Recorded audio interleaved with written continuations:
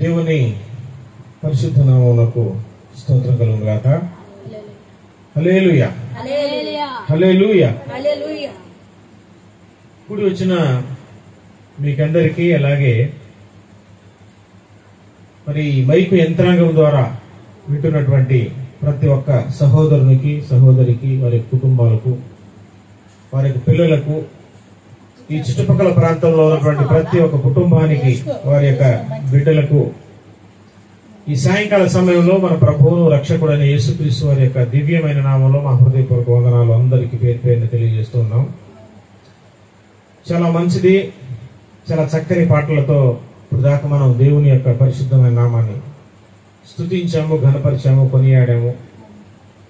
ఎందుకంటే ఆయన ఈ విశ్వాన్ని సృష్టించిన దేవుడు, ఈ విశ్వంలో ఉన్న సమస్త జీవరాశుల్ని కలుగు చేసిన దేవుడు, మనలందరినీ పుట్టించిన దేవుడు, మన తల్లి గర్భంలో రూపించిన దేవుడు, మనల్ని చల్లగా కాపాడుతున్న దేవుడు, ఆయురారోగ్యాలతో కుటుంబంతో పిల్లలతో కలిసి సంతోషంగా ఈ రోజు మనం ఈ సమయంలో బ్రతికి ఉన్నామనంటే అది కేవలం దేవుని కృప, దేవుని ప్రేమ, దేవుని కరుణా కటాక్షములు మన పైన ఇంకా నిలిచి ఉన్నాయి కాబట్టి మనం అందరం బ్రతికున్నాం. ఎందుకంటే ఎన్నో రోగముల చేత, వ్యాధుల చేత, బలహీనతల చేత, అపాయముల చేత, ప్రమాదముల చేత చనిపోయిన వారు ఈ దినాన్ని గడపలేక, ఈ సమయాన్ని గడపలేక భూమి మీద నుంచి వెళ్లిపోయిన వారు ఎంతో మంది ఉన్నారు. కానీ దేవుని మహాకృపను బట్టి, ప్రేమను బట్టి మనం అందరం మన బిడ్డలతో చక్కగా మన ఇళ్లలో నివాసం చేస్తున్నామంటే మనం నమ్మినా నమ్మకపోయినా అది దేవుని మహాకృప మాత్రమే. దేవుడు మనల్ని ఇంకా ప్రేమిస్తున్నాడు. ఈ ప్రాంతంలో ఉన్న ప్రతి ఒక్క కుటుంబాన్ని దేవుడు ప్రేమిస్తున్నాడు కాబట్టి మనం ఇంకా సజీవులంగా బ్రతికే భూమి మీద ఉన్నాం. అందుకు మనం దేవుణ్ణి స్తుతించాలి, ఘనపరచాలి. మనం ఆయన స్తుతించబద్ధులమై ఉన్నాం. దేవుడు మనకు చేసిన మేళ్లకు మనం ఏమిచ్చినా ఆయన రుణం తీర్చుకోలేము. మనకున్న ఆస్తిపాస్తులు అసలు ఏ పాటివి, దేవునికి మనం ఏమైనా ఇవ్వగలమని చెప్పండి? మంచి హృదయంతో 4 పాటలు పాడి మోకరించి ఆయన నామాన్ని స్తుతించి కనపరిచి హృదయంలో కొంచెం చోటు ఇవ్వగలిగితే చాలు. ఆనందపడే దేవుడు, సంతోషపడే దేవుడు, అంత గొప్ప దేవుడు యేసుక్రీస్తు వారు. అటువంటి గొప్ప దేవుణ్ణి మనం అందరం కలిసి మరి ఎంతో చక్కగా ఇప్పటిదాకా మనం ఆరాధన చేశాం. కొద్దిసేపు మనం దేవుని మాటలను చాలా శ్రద్ధగా ఆలకించే ప్రయత్నం చేద్దాం. ఇక్కడున్న మీరు మాత్రమే కాకుండా ఈ మైకు యంత్రాంగం ద్వారా వింటున్న ప్రతి ఒక్క సహోదరికి, సహోదరునికి, అక్కలకు, అన్నయ్యలకు, వారి కుటుంబాలకు అందరికీ కూడా ప్రేమపూర్వకంగా మేము ఆహ్వానం పలుకుతూ ఉన్నాం. దేవుని సన్నిధికి ఎవరైనా రావచ్చు. ఒకవేళ రాలేకపోయినా దూరం నుంచి అయినా సరే దేవుని మాటలు వినొచ్చు. ఎందుకంటే మన చెవులకు దేవుని మాటలు వినుట ఎంతో గొప్ప ధన్యత. దేవుని మాటలు వినాలనుకొని వినలేక ఈ భూమిని విడిచిపెట్టి వెళ్ళిపోయిన వారు చాలా మంది ఉన్నారు. ఈ రోజు మన చెవుల్లో ఎన్నో మాటలు పడతా ఉంటాయి ప్రతిరోజు. కానీ దేవుని మాటలు వినగలిగే అదృష్టం నీకు, నాకు, మన చెవులకు దొరికింది అని అంటే నిజంగా మనం చాలా ధన్యులంగా మనం ఫీల్ అవ్వాలి. ప్రభునందు ప్రియమైన సహోదరి, సహోదరులారా, ఈ రాత్రికాల సమయంలో దేవుడు మనందరితో మాట్లాడుతున్నటువంటి ఒక చక్కని మాటను మనం బైబిల్ గ్రంథంలో చదివి ముందుకెళ్దాం. యోహాను సువార్త 3వ అధ్యాయము 16వ వచనాన్ని మనం మూలవాక్యంగా చదువుకుందాం. పరిశుద్ధ బైబిల్ గ్రంథంలో నుంచి యోహాను సువార్త 3వ అధ్యాయము 16వ వచనాన్ని 17, 18 ఈ 3 వచనాలను మనం ఒకసారి చదువుకుందాం.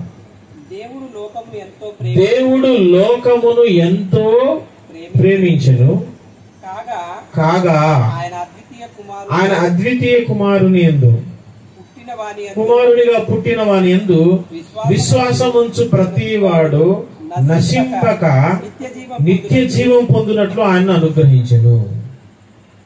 ఇక్కడ చదవబడిన ఈ లేఖన భాగములో, పరిశుద్ధ బైబిల్ గ్రంథంలో దేవుడు చెప్తున్న మాట ఏంటంటే, దేవుడు ఈ లోకాన్ని ఎంతో ప్రేమించాడట. అర్థం చేసుకోవటానికి ప్రయత్నం చేయండి. దేవుడు ఈ లోకాన్ని ఏం చేశాడట? ఎంతో ప్రేమించాడు. ఎంతగానో ప్రేమించాడు ఈ లోకాన్ని. ఎందుకు ఈ లోకాన్ని దేవుడు అంతగా ప్రేమించాడు అనంటే, ఈ లోకము ఒక భయంకరమైనటువంటి స్థితిలో ఉన్నది. ఈ భయంకరమైనటువంటి లోకాన్ని చూసిన దేవుడు చలించిపోయి హృదయంలో నొచ్చుకొని బాధపడి మనలందరినీ ఎంతగానో ప్రేమించాడు ఆయన. లోకాన్ని చూస్తే చెడిపోయి ఉంది, లోకాన్ని చూస్తే చాలా ప్రమాదంలో ఉంది, లోకపు పరిస్థితులు బాగులేవు. కాబట్టి జాలిపడిన దేవుడు ఏం చేశాడంటే లోకాన్ని ఆయన ఎంతో ప్రేమించాడు. ఎందుకు ఈ లోకాన్ని ఆయన ప్రేమించవలసి వచ్చిందంటే, ఈ లోకంలో మనుషులందరూ ఎటువంటి వారై ఉన్నారో ఒకసారి రోమా పత్రిక 5వ అధ్యాయము చూడండి, 8వ వచనాన్ని మనం చదివితే, రోమా పత్రిక 5వ అధ్యాయము 8వ వచనాన్ని చూస్తే మనం, రోమా పత్రిక 5:8, అయితే దేవుడు మన ఎడల తన ప్రేమను వెల్లడిపరుస్తున్నాడు.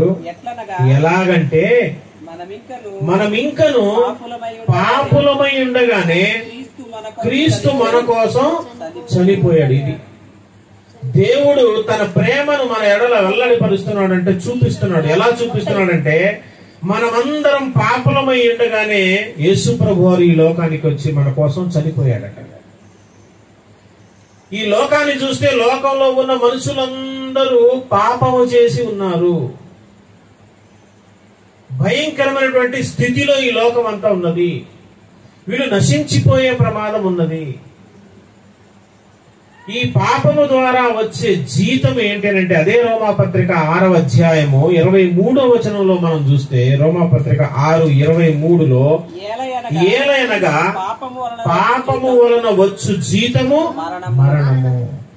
పాపము చేయటం ద్వారా మానవ జాతికి సంక్రమించే భయంకరమైనటువంటి దుర్గతి ఏంటంటే మరణం. ఆ మరణం ఏ మరణం అంటే, మనందరూ చనిపోతాం, మన శరీరాలకు వచ్చే మరణం అది కాదు. మనుషులందరూ ఈ మరణానికి భయపడతా ఉంటారు. ఈ మరణం ప్రతి ఒక్కరికి వస్తుంది. ముసలోళ్ళైనా, మొత్తుకోళ్ళైనా, వయసులైనా, చిన్నపిల్లలైనా సరే, 1 నెల పిల్లలు గర్భంలో చనిపోయినా కూడా చాలా మంది అన్నారు. ఈ మరణము శరీరానికి వచ్చే మరణము, మనవాళ్ళందరూ మనల్ని ఎత్తుకెళ్లి గోయి తీసి పాతేసి ఈ మరణం అందరికి వస్తుంది. అయితే మనుషులు ఈ మరణానికి భయపడి హాస్పిటల్కి వెళ్ళి ఎన్నో డబ్బులు ఖర్చు పెడుతూ ఉంటారు, మనం చూస్తూ ఉంటాం. కానీ భయపడవలసిన మరణం ఇది కాదండి. అసలైన మరణం ఇంకొకటి ఉంది. మనిషి అస్సలు భయపడాల్సినది దానికే. అదేంటంటే అగ్నిగుండంలో వెళ్లే మరణం. మనం చనిపోయిన తర్వాత ఈ శరీరానికి వచ్చే మరణం కాదు, ఆత్మకుండే మరణం ఉంది. అది అగ్నిగుండం, యుగాలు కాలే భయంకరమైనటువంటి అగ్నిగుండం. అది దాన్నే 2వ మరణం. ఈ శరీరానికి ఉన్నది మొదటి మరణం అయితే, మన ఆత్మ వెళ్ళిపోయే అగ్నిగుండం 2వ మరణం. అది ఎలాగొస్తుంది అని అంటే, పాపం చేసిన వారికి వస్తుంది. ఈ మరణము అందరికి వస్తుంది, మంచోళ్ళకి వస్తుంది, చెడ్డోళ్ళకి వస్తుంది. దీనికి పాపంతో పుణ్యంతో సంబంధం లేదు. చిన్నపిల్లలు ఉన్నారు, వాళ్ళు ఏ పాపం చేయలేదు. మరి 1 నెల పిల్లలు చచ్చిపోయిన వాళ్ళు ఎంతమంది ఉన్నారు? వాళ్ళు పాపం చేసినందుకు చచ్చిపోలా. ఈ మరణము అందరికి వస్తుంది. కానీ అగ్నిగుండంలో వెళ్లే 2వ మరణం ఉంది చూసారా, అది పాపం చేసిన వారికి వస్తుంది.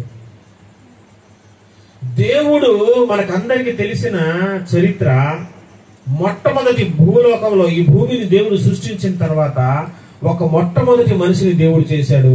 ఆయన పేరే ఆదాము. అతనికి ఒక భార్యని ఇచ్చాడు దేవుడు, సాటి అయిన సహకారిగా. ఆమె పేరు హవ్వ, మనకందరికి తెలిసిందే. ఆదాము, హవ్వ మొట్టమొదటి ఈ భూమి మీద అడుగు పెట్టిన దేవుడు సృష్టించిన జంట పేరు అన్నమాట. వీళ్ళిద్దరికి దేవుడు ఏం చెప్పాడంటే, ఒక తోట వేసి వీళ్ళు ఎలాంటి కష్టం పడకుండానే దేవుడే భూమిలో నుంచి మంచి ఫలాలను, మంచి చెట్లను మొలిపింపజేసి, ఇదిగో అయ్యా, ఈ తోటలో ఉన్న ఏ ఫలానైనా మీరు అభ్యంతరం లేకుండా హాయిగా ఎప్పుడు కావాలంటే అప్పుడు కోసుకొని తినొచ్చు. కానీ తోట మధ్యలో ఒక చెట్టు ఉన్నది, దీన్ని మాత్రం ఎట్టి పరిస్థితుల్లో మీరు తినొద్దు అని దేవుడు ఎందుకు జాగ్రత్త చెప్పాడంటే, ఇప్పుడు మనం కూడా మన పిల్లల్ని ఇంటి దగ్గర వదిలేసి పనికి వెళ్ళినప్పుడు కొన్ని జాగ్రత్తలు చెప్పారు. ఇది బాబు, ఇది కరెంటు, ఇది దీని జోలికి వెళ్ళొద్దు, ఇదిగో ఇది గాబు, నూతి, ఇగో దీని జోలికి వెళ్ళొద్దు. కొన్ని చెప్తాం కదా మనం, ఇది చాకు, ఇది కత్తి, ఇది కత్తిపేట, దీని జోలికి వెళ్ళొద్దు అని మనం ఎలా జాగ్రత్త చెప్తామో, దేవుడు కూడా ఆ మొట్టమొదటి జంటను హవ్వను ఆదామును చేసినప్పుడు, ఒక తోటలో పెట్టినప్పుడు ఒక జాగ్రత్త చెప్పాడు. ఎందుకు జాగ్రత్త చెప్పాడంటే, చెడగొట్టేవాడు ఒకడు వస్తాడు అని దేవునికి ముందే తెలుసు. కాబట్టి నేను చెప్పిందే మీరు చేయాలి తప్ప 3వ వ్యక్తి ఎవరైనా వచ్చి మీకు పుల్ల పెడితే, ఏదైనా మీకు సలహాలు ఇస్తే ఇది ఎట్టి పరిస్థితుల్లో పాటించవద్దు, జాగ్రత్త, ఇది మాత్రం తినొద్దు అని చెప్పి వెళ్ళిపోయాడు దేవుడు. అయితే దేవుడు వెళ్ళిపోయిన తర్వాత సైతాన్, అపవాది, దుష్టుడు వాళ్ళ దగ్గరికి వచ్చాడు. వచ్చి వాళ్ళని మాయ మాటలు చెప్పి ఏం కాదు పిచ్చోళ్ళరా, దేవుడు ఊరినట్లేదో చెప్పాడు కానీ తినేసేయండి పర్వాలేదని చెప్పేశాడు. ఎప్పుడైతే మూడవ వ్యక్తి వచ్చి ఎంటర్ అయ్యాడో ఆ కుటుంబం అంతా వాళ్ళు ఆ పండు తిన్నారు, పాపంలో పడిపోయారు, సర్వనాశనం అయిపోయింది. ఈరోజు మన కుటుంబాలు, భూమి మీద కుటుంబాల్లో కూడా మూడో వ్యక్తి ఎవరో వచ్చి ఏదో విషయం మన చెవిలో పడేస్తే అక్కడ నుంచి భార్యాభర్తల మధ్యలో గొడవలు స్టార్ట్ అయిపోతాయి. కుటుంబాల్లో గొడవలు వచ్చేది భార్యాభర్తల వల్ల కాదు, ఎవరో పక్కింటి ఆవిడ ఎవరో చెప్పిన మాటల వల్ల వస్తాయి. ఇక్కడ అవ్వ ఆదాములు ఎప్పుడైతే పాపం చేశారో వారి ద్వారాగా వారికి పుట్టే ప్రతి సంతానానికి ఆ పాప స్వభావం అనేది అందరిలోకి ప్రవహించేసింది. అందుకే మనకు రోమాపత్రిక 5వ అధ్యాయము 12వ వచనాన్ని మనం ఒకసారి చదువుదాం. రోమాపత్రిక 5వ అధ్యాయము 12వ వచనాన్ని మనం గమనిస్తే, ఇట్లుండగా ఒక మనుష్యుని ద్వారా పాపము, రోమాపత్రిక 5వ అధ్యాయం 12వ వచనం,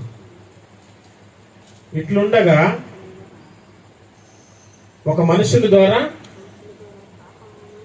5:12 ఇట్లుండగా ఒక మనుషుని ద్వారా పాపమును, పాపము ద్వారా మరణమును లోకములో ఎలాగూ ప్రవేశించెనో అలాగనే మనుష్యులందరూ పాపము చేసినందున మరణము అందరికీ సంతృప్తమాయెను. ఒక మనిషి ద్వారా, ఒక మనిషి ఎవరు అనంటే హవ్వ ద్వారా, ఆదాము ద్వారా. ఒక మనిషి ఆదాము ద్వారా అంటే పురుషులు చెప్తున్నారు ఇక్కడ. ఒక మనిషి, మొట్టమొదటి మనిషి పాపం చేయడం ద్వారా మరణం అందరికి, మనుషులందరూ పాపం చేయడం ద్వారా మనుషులందరికీ మరణం అనేది భూమిలో వచ్చేసింది. ఇది ఎంత భయంకరమైనటువంటి పాపం తెలుసా? దీని ద్వారా రేపు మనుషులందరూ అగ్నిగుండంలోకి వెళ్ళిపోబోతున్నారు. ఆ మొట్టమొదటి జంట వారి పిల్లలు కొద్ది కాలానికి భూమి అంతా మనుషుల చేత విస్తరించింది, వాళ్ళ సంతానం చేత. అందరిలో ఈ పాపం అనేది ఏలుబడి చేస్తా ఉంది. అందరినీ ఆ దుష్టుడు ఆ మొట్టమొదటి జంటలో తల దూర్చుకొని ఉచిత సలహాలు ఇచ్చి వాళ్ళ జీవితాన్ని పాడు చేసి వాళ్ళని పాపంలో పడేసిన ఆ దుష్టుడు ఈ మానవ జాతి అంతటిని తన కంట్రోల్లోకి తీసుకున్నాడు. మానవ జాతి అంతటి మీదకి అధికారాన్ని తెచ్చుకున్నాడు, అందరిని పరిపాలిస్తున్నాడు, అందరిని పాపంలో పడేశాడు. అందుకే మొదటి యోహాను పత్రికలో 5వ అధ్యాయము 19వ వచనాన్ని కనుక మనం గమనిస్తే ఒక చక్కని మాట అక్కడ వ్రాయబడి ఉంది. మొదటి యోహాను పత్రిక 5వ అధ్యాయము 19వ వచనాన్ని మనం చదివితే, మనము దేవుని సంబంధులమనియు లోకమంతయు దుష్టుని యందున్నది ఎరుగుదుము. లోకమంతా ఎవని యందున్నది చెప్పండి? దుష్టుని యందున్నది. లోకమంతా దుష్టుని యందున్నదట. అంటే లోకం మొత్తానికి తన కంట్రోల్లో పెట్టుకున్నాడు అనమాట ఆ దుష్టుడు. అందుకే మనుష్య జాతిని అందరిని పాడు చేసేసాడు, అందరిని పాపంలో పడేశాడు. తద్వారా మానవ జాతి ఒక భయంకరమైన ప్రమాదంలో పడిపోయింది. గత్యంతరం లేని పరిస్థితి. ఇప్పుడు మానవ జాతిని ఎవరు రక్షిస్తారు? మొట్టమొదటి జంటలో ప్రవేశించి వాళ్ళని చెడగొట్టిన దుష్టుడు అంతటితో ఆగకుండా మానవ జాతి మొత్తాన్ని తన కంట్రోల్లో పెట్టుకుని అందరి చేత విచ్చలవిడి వ్యభిచారం, పాపం, ఘోరమైన కార్యాలు చేయిస్తా ఉన్నారు. మానవ జాతిని చూస్తే దేవుడు, అయ్యో నేను ఎంత చక్కగా ఆదాము హవ్వను సృష్టించాను, నేను పాపం లేని వ్యక్తులుగా సృష్టించాను, నేను ఎంత పరిశుద్ధులుగా సృష్టించాను, నేను చెప్పిన మాట వినకుండా దుష్టుని మాట విని వాళ్ళు పాడైపోవటం కాకుండా లోకమంతా పాడైపోయింది. ఇప్పుడు ఈ మానవ జాతి మొత్తం భయంకరమైన అగ్నిగుండం వైపు వెళ్తా ఉంది. ఇప్పుడు దీనికి పరిష్కారం ఏంటి? దీన్ని ఎవరు రక్షిస్తారండి మానవ జాతిని? ఇప్పుడు దేవుడు పైనుంచి చూస్తే లోకం అంతా చెడిపోయింది. ఎవరి ఇష్టానుసారం వాళ్ళు బ్రతుకుతూ ఉన్నారు. భయంకరమైన అగ్నిగుండం ఎదురుగా ఉంది. ఇప్పుడు దాని నుంచి రక్షించాలి. అందుకే దేవుడు లోకాన్ని చూసి జాలి వేసి బాధపడి హృదయంలో నొచ్చుకొని ఎంతో ప్రేమించాడంట. ఆయన ప్రేమించి ఏం చేశాడు తెలుసా? తన కుడి పార్శ్వాన కూర్చున్న తన సొంత కుమారుణ్ణి, కన్న కుమారుణ్ణి, యేసు ప్రభు వారిని కన్యమరియ గర్భంలో పుట్టేటట్టుగా ఈ లోకంలోనికి ఆయన పంపించాడు. ఈ లోకానికి వచ్చిన యేసు ప్రభు వారు ఆయన పుట్టి పెరిగి పెద్దవాడై మనందరినీ ఆ అగ్నిగుండం నుంచి తప్పించడం కోసం, ఆ భయంకరమైన ప్రమాదం నుంచి రక్షించడం కోసం, మనందరి కోసం కలువరి శిలువలో ఆయన రక్తాన్ని కార్చి చనిపోయేది. 3వ రోజున తిరిగి లేచాడు. దేవుడు మనల్ని ప్రేమించి ఏం చేశాడండి? దేవుడు లోకాన్ని ప్రేమించి ఏం చేశాడంటే తన కన్న కొడుకునే లోకం కోసం బలిగా ఇచ్చేశాడు. ఆయన అక్కడి నుంచి దిగి రాకపోతే మానవ జాతికి గత్యంతరం లేదు. మానవ జాతి అంత భయంకరమైన అగ్నిగుండానికి పాడైపోతుంది. యుగ యుగాల వేదన స్థలానికి వెళ్ళిపోతుంది. అందుకే లోకాన్ని చూసిన దేవుడు, మనం చదువుకున్నాం ఇందాక 3:16 యోహాను సువార్త, దేవుడు లోకమును ఎంతో ప్రేమించను కాగా ఏం చేశాడు? ఆయన తన అద్వితీయ కుమారునిగా పుట్టినవాని ఎందు విశ్వాసం ఉంచు ప్రతి వాడు నశింపక.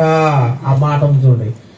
యేసుక్రీస్తు ముందు ఎవరైతే విశ్వాసం ఉంచుతారో, నా పాపాల కోసం యేసు ప్రభువు ఈ లోకంలో నరవతారం ఎత్తి నన్ను తప్పించడం కోసం, నన్ను అగ్నిగుండం నుంచి రక్షించడం కోసం, ఆ మంటల్లో నుంచి రక్షించడం కోసం, నా పాపాల కోసమే ఆయన చనిపోయాడని ఎవరైతే విశ్వసిస్తారో, ఎవరైతే నమ్ముతారో, ఎవరైతే యేసయ్యను తమ హృదయంలో చేర్చుకుంటారో, తమ కుటుంబంలో చేర్చుకుంటారో, విశ్వాసం ఉంచిన ప్రతి వాడు నశింపక నిత్య జీవము పొందినట్లు ఆయన్ను అనుగ్రహించాడు. దాని కింద వచ్చిన చదివితే 17వ వచనం, లోకము తన కుమారుని ద్వారా రక్షణ పొందుటకే గాని లోకమునకు తీర్పు తీర్చుటకు దేవుడు ఆయనను లోకంలోనికి పంపలేదు.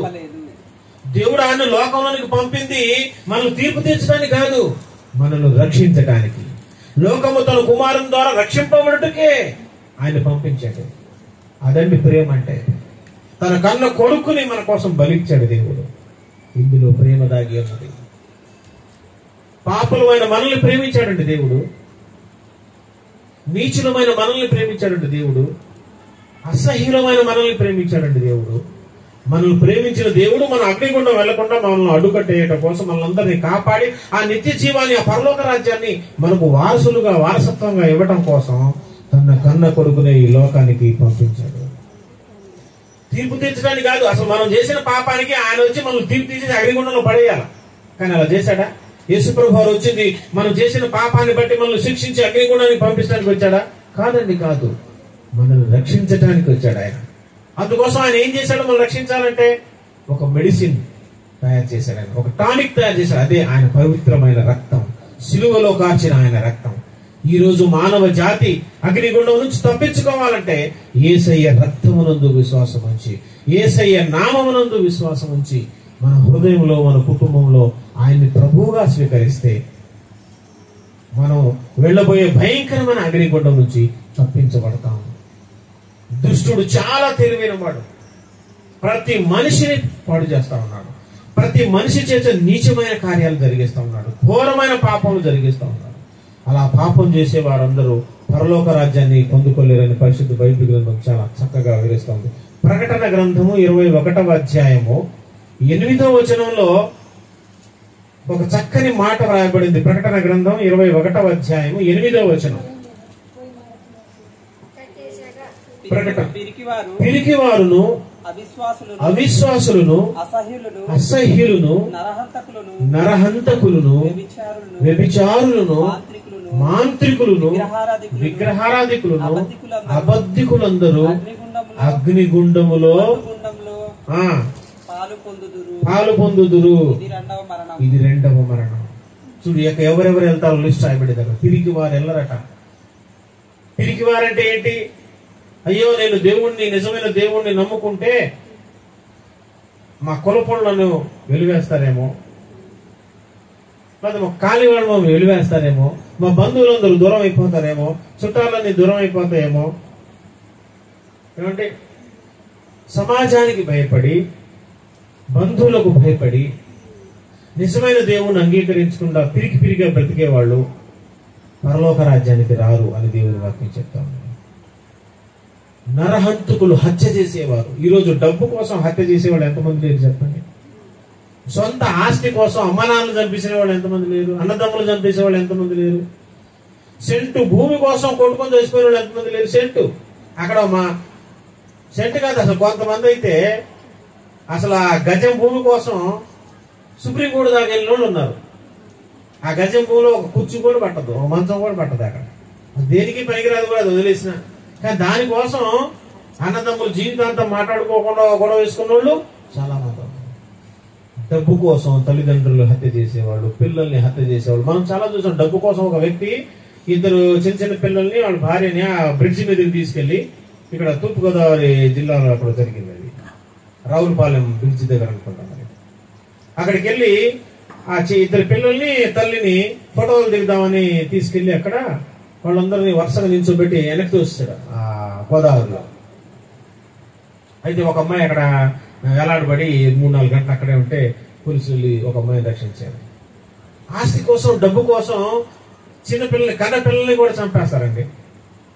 డబ్బు కోసం హత్యలు చేస్తా ఉన్నారు. అలాంటి హంతకులు వెళ్ళబోయేది ఎక్కడో తెలుసా? ఇక్కడ వాళ్ళు సుఖంగా ఉండొచ్చు, ఇక్కడ వాళ్ళు చట్టానికి తప్పించుకొని తిరగవచ్చు. ఏమంటే ఇక్కడ చట్టాన్ని తప్పించుకొని తిరగవచ్చు, దొరకకుండా తిరగవచ్చు. అమ్మాయి మంచి ఆస్తులు, మంచి బిల్డింగ్లు కొనుక్కోవచ్చు, ఫ్లాట్లు కొనుక్కోవచ్చు, మంచి లారీ బస్సు ఏదైనా కొనుక్కోవచ్చు. ఇక్కడ వాళ్ళ జీవితం సుఖంగా ఉండొచ్చు. కానీ రేపు మరణించిన మరుక్షణం వాళ్ళు వెళ్ళబోయేది భయంకరమైన అగ్నిగుండం. అక్కడ నుంచి తప్పించేవాడు నాదుడే నీకు ఉండడు. అక్కడ ఇక్కడ చట్టాన్ని తప్పించుకొని తిరగవచ్చు, కానీ రేపు దేవుని చట్టాన్ని తప్పించుకొని తిరగలేవు. ప్రియ సహోదరి సహోదరుడా, ఆస్తుల కోసం, డబ్బుల కోసం, క్షణికాలం కొద్ది కాలం ఉండే వీటి కోసం రక్త సంబంధాలను హత్య చేసి పాప మూట కట్టుకోవద్దు. అలాంటి నరహంతకులు వెళ్ళబోయేది భయంకరమైన అగ్నిగుండం. పిరికి వారు వెళ్ళేది, అబద్ధికులు వెళ్ళేది, అబద్ధ సాక్ష్యాలు చెప్పి అమాయకులను ఇరికించి స్టేషన్లో పెట్టించిన వాళ్ళు చాలా మంది ఉన్నారు, అబద్ధ సాక్ష్యాలు చెప్పి. అలాంటి వారికి అగ్నిగుండమే గతి. వ్యభిచారులు ఉన్నారు, ఎంతగానో ప్రేమించి పెళ్లి చేసుకున్న భర్తను కాదనుకొని మాయ చేసి, మోసం చేసి పరపురుషులతో భయంకరంగా వ్యభిచారం చేస్తున్న వాళ్ళు, పాపం చేస్తున్న స్త్రీలు లోకంలో చాలా మంది. అలాంటి వారికి అగ్నిగుండం ఎదురు చూస్తా ఉంది. అగ్నిగుండం ఎదురు చూస్తా ఉంది. కాబట్టి మాంత్రిక విద్య నేర్చుకున్న వారు, ఏమండి వ్యభిచారులు, దొంగతనాలు చేసేవారు, విగ్రహారాధన చేసేవాళ్ళు, నిజమైన మనల్ని సృష్టించిన దేవుణ్ణి విడిచిపెట్టి సృష్టింపబడిన వస్తువులను, చెట్లను, వాటిని ఇట్లాగా వాటిని పూజించేవాళ్ళు, విగ్రహారాధన చేసేవాళ్ళు ఖచ్చితంగా అగ్నిగుండానికి వెళ్తారని దేవుని వాక్యం సెలవిస్తా ఉంది. దేవుడు నిన్ను నన్ను ప్రేమించి మనం రక్షించడానికి ఆయన వస్తే, మనం ఆయన కాదనుకుంటే ఇంకా మనల్ని ఎవడు రక్షించుకోవాలి. పరలోకం నుంచి దిగి వచ్చిన యేసు ప్రభు వారిని నీ జీవితంలో నువ్వు ఆహ్వానించకపోతే, నీ కోసం నీ పాపానికి విరుగుడుగా వచ్చిన యేసయ్య రక్తాన్ని నువ్వు తృణీకరిస్తే, నిర్లక్ష్యం చేస్తే, రేపు మరణించిన తర్వాత వెళ్ళిపోయేది భయంకరమైన అగ్నిగుండానికి. అందుకే దేవుడు ఆ అగ్నిగుండంలో నువ్వు నేను పడిపోవడం ఆయనకి ఇష్టం లేదండి. కన్నతండ్రి అయిన దేవుడు, పరిశుద్ధులైన దేవుడు పరలోకం నుంచి చూసి, అయ్యో మానవ జాతి నరకానికి వెళ్ళిపోతుంది పాపం చేసి, దుష్టుడు వీళ్ళందరినీ పాడు చేశాడు, వీళ్ళందరినీ ఆ నరకం నుంచి ఎలాగైనా తప్పించాలి, దానికి వేరే మార్గమే లేదు. భూమి మీద ఏ మానవుని రక్తాన్ని చూసినా అంత పాపమే. అందుకే పవిత్రమైన రక్తాన్ని కార్చాలి. అలా కార్చాలంటే పవిత్రమైన రక్తం భూమి మీద ఎక్కడ దొరుకుతుంది? ఎక్కడా లేని పరిస్థితి. అందుకే దేవుడు తన కన్న కుమారుణ్ణి, పక్కనున్న కుమారుణ్ణి ఆయన ఒంటరితనాన్ని భరిస్తూ తన కొడుకుని ఈ లోకానికి మన కోసం బలిచ్చాడని. ఎంత గొప్ప దేవుడు అండి ఆయన. యేసు ప్రభువు ఈ లోకానికి రాకపోతే, అంటే తన కొడుకునే మన కోసం బలి ఇచ్చేంతగా దేవుడు మనల్ని ప్రేమించాడంటే, ఆ ప్రేమను మనం అర్థం చేసుకోకుండా పెడచెవిన పెడితే గుటుక్కున ప్రాణం పోతే, అవతల ఇక్కడ కళ్ళు మూస్తే అక్కడ కళ్ళు తెరవగానే కనిపించేది అగ్నిగుండం. అక్కడ మనకంటే ముందుగా చనిపోయిన వాళ్ళు అక్కడ భయంకరంగా కాలుతా ఉంటారు. ఏం బాబా, ఏం తాతయ్య, నువ్వు కూడా ఏడకే వచ్చావా? ఇదేంద్రా మీరు కూడా ఏడే ఉన్నారు? మాకెవరు సువార్త చెప్పలేదు బాబాయ్, యేసు ప్రభు వారి గురించి ఎవరు చెప్పలేదు. యేసు ప్రభు వారే మన పాపాల కోసం ఏడికి రాకుండా ఆయన రక్తం కార్చాడంట కదా. ఈ వార్త నాకు చెప్పారు కానీ నేను నిలిసాగల సరిగా. నాకు అర్థం కాలేదు, ఏందో అనుకున్నా, ఈ క్రైస్తవులకు ఏం పని పాట ఇలాగే చెప్తారులే అనుకున్నా, బుర్రకత్తంలో ఇదో కథ అనుకున్నా. కానీ ఏడకొచ్చాక తెలిసింది బాబాయ్ నిజంగా అగ్నిగుండం ఉందని. ఎంత పెద్ద తప్పు చేశానని వాళ్ళు అక్కడ భయంకరంగా మొత్తుకుంటుంటే, నువ్వన్నా ఇంతవే అనుకుంటూ నువ్వు నా అలాగే చేసావా అంటే, నేను కూడా ఏందో క్రైస్తవులు అలాగే చెప్పుకుంటారు అనుకుని లైట్ తీసుకున్నా. వెనకాల మీ పిన్నా కూడా అడిగి ఉందని అనుకుంటారు కూడా. కానీ ఎంత బాధాకరం, మనం అట్లాగా చెప్తున్నాం కానీ వాళ్ళు వెళ్ళటం మనకు చాలా బాధాకరం. ఏ ఒక్కరు అగ్నిగుండానికి వెళ్ళకూడదనే మన ఆశ. క్రైస్తవులంగా యేసయ్యని నమ్మిన బిడ్డలంగా మన తపన ఏంటో తెలుసా? ఎవరి రూపాయి కోసం మనం ఆశపడడం కాదు. ఉదాహరణకు చెప్పాలంటే, ఇప్పుడు ఈ రాత్రి పూట ఇప్పుడు ఇక్కడ వచ్చి మీకు దేవుని సువార్తను అందిస్తా ఉన్నాను. నేను పగలు కాలేజీలో లెక్చరర్గా చేస్తున్నాను. నా జీతం నెలకి 80,000 తెలుసా? నా జీతం నెలకి 80,000. అయినా సరే పగలు కాలేజీకి వెళ్ళి సాయంత్రం వచ్చి ఇట్లా సువార్త చెప్తున్నాను. ఎందుకనంటే రక్షణ పొందాలి, నశించిపోకూడదు. అందరూ మన సహోదరులే, ఏ ఒక్కరు నశించిపోకూడదు. మరణించిన తర్వాత భయంకరమైన అగ్నిగుండానికి ఏ ఒక్కరు వెళ్ళకూడదు. అందరూ మారు మనసు పొందాలని, అందరి కుటుంబాలు బాగుండాలని. ఇక్కడ ఎలాగైతే పిల్ల పాపలతో మనం ఆనందంగా ఉంటున్నామో, రేపు దేవుని రాజ్యంలో, నిత్య రాజ్యంలో కూడా చాలా ఆనందంగా అందరూ పిల్ల పాపలతో అక్కడికి వెళ్ళాలనే ఆశ అంతమించి ఏమీ లేదు. కాబట్టి ప్రేమైన సహోదరుల, దేవుడు ఈ లోకాన్ని ఎంతో ప్రేమించాడు. దుష్టుడు నాశనం చేశాడు మానవ జాతిని. అనేక అబద్ధములలో, మోసములలో, ఎన్నో విచారములలో, దొంగతనాల్లో ఇరికించేశాడు. అమాయకులైన వారు చాలా మంది మంచివాళ్లే మనుషులు, కానీ ఆ సాతాను చేసిన మోసానికి మాయలో పడిపోయాయి. కానీ యేసయ్యను మన హృదయంలో చేర్చుకుంటే ఈ మరణం తర్వాత ఆత్మ వెళ్ళబోయే భయంకరమైన అగ్నిగుండం నుంచి నీవు రక్షణ పొందుకుంటావు, నీవు తప్పించబడతావు. ప్రియమైన సహోదరుడా, అందుకోసం మనం యేసయ్యను నమ్ముకోవాలి. యేసయ్యను ఎందుకు నమ్ముకోవాలి? యేసయ్యను నమ్ముకుంటే ఆస్తులు ఏమో కలిసి వస్తాయని కాదు. ఇవాళ ఉంటుంది, రేపు పోవటం ఉంటుంది. నీకున్న ఆస్తి అసలు ఈ బిల్డింగ్ మాత్రం వెనకోసం కొన్ని పోవటం ఏంటి? మనం వెళ్ళిపోతే, మనం ఎత్తుకెళ్తే మనం వేసుకుని చెప్పులు కూడా అక్కడే ఉంటాయి, మన బెల్ట్ అక్కడే ఉంటుంది, మన షూలు అక్కడే ఉంటాయి, మన బైక్ అక్కడే ఉంటుంది. మనల్ని ఎత్తుకెళ్ళి వేసేసి ఊరికి ఉత్తరాన్ని మోసేసి కాల్ చేసి వచ్చేస్తాం. ఏది మనం పట్టుకెళ్ళమండి, అర్థమైందా? కాబట్టి దేవుడు కోరుకునేది ఏంటంటే, రేపు వెళ్ళబోయే భయంకరమైన అగ్నిగుండం నుంచి తప్పించుకోవాలంటే యేసయ్యను నీ హృదయంలో చేర్చుకుంటే, నీ కుటుంబంలో చేర్చుకుంటే నువ్వు రేపు అగ్నిగుండం తప్పించుకుంటావు. అందుకు యేసయ్యను మనం నమ్ముకోవాలి. ఆస్తి కలిసి వస్తుందని, జాబులు వస్తాయని దానికోసం కాదు. యేసయ్య నమ్ముకున్న జాబ్ వస్తుంది, నమ్ముకోపోయిన జాబ్ వస్తుంది. యేసయ్య నమ్ముకున్న ఆస్తులు వస్తాయి, నమ్ముకోపోయిన ఆస్తులు వస్తాయి. యేసయ్యను నమ్ముకున్నది కలిసి రావడం కోసం కాదు, రేపు వెళ్ళబోయే భయంకరమైన అగ్నిగుండం నుంచి తప్పించడం కోసం. అది మెయిన్ టార్గెట్. దానికోసం యేసు ప్రభువుని మన జీవితాల్లో అంగీకరించాలి. అంత గొప్పగా దేవుడు మనల్ని ప్రేమించాడంటే మనం నశించుకోవడానికి ఇష్టపడి. ప్రేమలో ఎప్పుడు దేని కోరుకుంటుందో తెలుసా? ప్రేమ ఎదుటి ఒక వ్యక్తి యొక్క మంచిని కోరుకుంటుంది. నీవు ప్రేమతో నిండిన వ్యక్తి అనుకో, నీ చుట్టుపక్కలందరూ నాశనం అయిపోతుంటే నువ్వు చూస్తూ ఊరుకుంటావా? ప్రేమ అలా ఊరుకుంటుందా? నువ్వు నీ బిడ్డను బాగా ప్రేమిస్తావు. ఇప్పుడు తల్లిదండ్రులు అప్పుడే పుట్టిన ఒక సంవత్సరం పిల్లల్ని బాగా ప్రేమించరా? ప్రేమిస్తారు. ఇప్పుడు ఆ పిల్లోడు అక్కడ ఒక పొయ్యి ఉంది, అందులో నిప్పు కాలుతా ఉంది. వాడికి ఎర్రగా రంగులు కనిపిస్తుంది వాడి కళ్ళకి. వాడికి తెలియదు కాదు. పాక్కుంటూ పరిగెత్తుకుంటూ ఆ మంటల్లోకి వెళ్ళి ఆ రంగుల్లో వెళ్ళి ఆడుకుందామని వాడు అనుకొని వెళ్తున్నాడు. నువ్వు అబ్బా మా పిల్లడు భలే పాక్కుంటా పొయ్యిలోకి వెళ్తున్నాడు, కాసేపు ఆడుకొని నేను వదిలేస్తావా? నువ్వు పరిగెత్తుకుంటూ వెళ్ళి అడ్డం పడతావా? ఎందుకని అడ్డం పడ్డావంటే నీ కుమారుడు నువ్వు ఎంతగానో ప్రేమిస్తున్నావు. అందులోకి వెళ్ళిపోతే కాలిపోతాడు, గాయమైంది, బాధపడతాడు. కాబట్టి ఆ ప్రమాదం నుంచి అతను రక్షించడానికి పరిగెత్తుకుంటూ వెళ్ళి తీసుకొస్తావు. అది ప్రేమ అంటే. ప్రేమ ఎప్పుడు ఎదుటి వ్యక్తి ప్రమాదంలోకి వెళ్ళిపోతుంటే చూస్తూ ఊరుకోదు, ఆ ప్రమాదం నుంచి రక్షించాలని కోరుకుంటుంది. అదే ప్రేమ అంటే. మానవ జాతి మొత్తం పాపం చేసి నశించిపోతుంటే, నరకానికి వెళ్ళిపోతుంటే ప్రేమ కలిగిన దేవుడు, ప్రేమ అయిన దేవుడు పరలోకం నుంచి చూడలేక ఈ లోకాన్ని ప్రేమించి తన కన్న కుమారుణ్ణి ఈ లోకానికి పంపించాడు. బలిగా ఇచ్చి మన కోసం మనల్ని రక్షించుకున్నాడు. ఎంత గొప్ప దేవుడు అండి! అటువంటి గొప్ప దేవుడిని కలిగినందుకు భూమి మీద మనం ఎంతగానో ధనిలో. నీకు తింటానికి ఉన్నా లేకపోయినా యేసయ్య నీ హృదయంలో ఉంటాడు. కొండంత సంతోషంగా మనం కళ్ళు మూసుకోవచ్చు. ఎందుకంటే కళ్ళు మూసుకున్న మరుక్షణం వెళ్ళిపోయేది భయంకరమైన అగ్నిగుండం కాదు, దేవుడుండే ఆ నిత్య రాజ్యానికి, ఆ మహిమ కలిగిన సింహాసనం దగ్గరికి, ఆ బంగారం వెండితో ముత్యాలతో మురిసిపోతున్నటువంటి ఆ పరలోకం అనే పట్టణం కోసం. అదొక పెద్ద హైదరాబాద్, విజయవాడ, అమెరికా లాంటి సిటీ లాంటిది అనమాట అది. పరలోక రాజ్యం అంటే అక్కడ ఇల్లు, బంగారం, రోడ్లు అవన్నీ దగదగా మెరిసిపోతుంటే ఆనందం అసలు మాటల్లో చెప్పలేమండి, మానవ భాషలో చెప్పలేము. అంత గొప్ప లోకం స్వర్గం అనేది, పరలోక రాజ్యం అనేది. అక్కడికి మనం వెళ్ళాలంటే ఈ లోకంలో బ్రతికుండగానే యేసయ్యను మన సొంత రక్షకునిగా మనం అంగీకరించాలి. దానికోసం నువ్వు రూపాయి కూడా చెల్లించాల్సిన అవసరం లేదు.